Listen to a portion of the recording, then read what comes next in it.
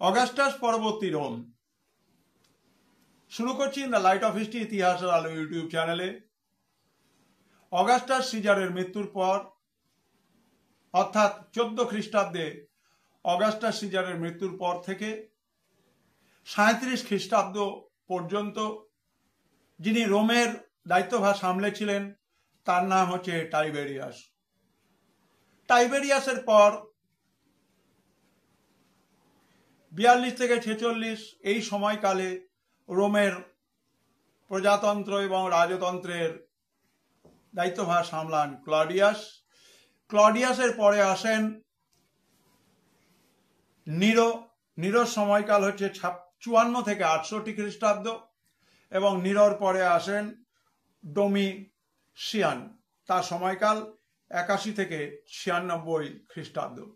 সুতরাং এই গুরুত্বপূর্ণ ব্যক্তিত্বের পরে আমরা দেখতে পাই রোমে 5 জন ভালো শাসক এসেছিলেন।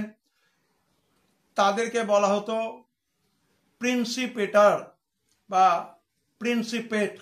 তারা কারা?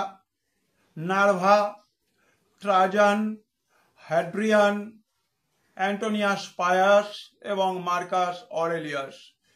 সুতরাং প্রথমে অগাস্টাস সিজার, পরে হচ্ছে টাইবেরিয়াস, তারপরে হচ্ছে ক্লডিয়াস, তারপরে হচ্ছে নিরো এবং তারপরে হচ্ছে ডোমিশিয়াস। এদের পরে আরো 5 জন বিখ্যাত শাসক রোমের গণতন্ত্র প্রজাতন্ত্রের পতাকাটাকে এগিয়ে নিয়ে গেছিলেন।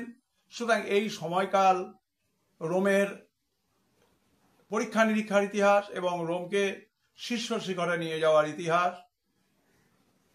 তোমরা অন্যান্য ভিডিও পাওয়ার জন্য নজরে রেখো in the light off history ইতিহাসের আলো ইউটিউব চ্যানেল। তোমরা যারা একাদশ শ্রেণীতে পড়ছো, তোমাদের দ্বাদশ শ্রেণীতেও কিন্তু এই সেমিস্টার পরীক্ষা দিতে হবে।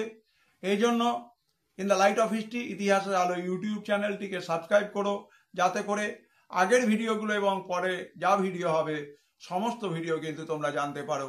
মনে রাখবে, এই চ্যানেলটি তোমাদের জন্যই তৈরি, তোমাদের কাজে লাগলে আমার ভালো লাগবে। ভালো থেকো।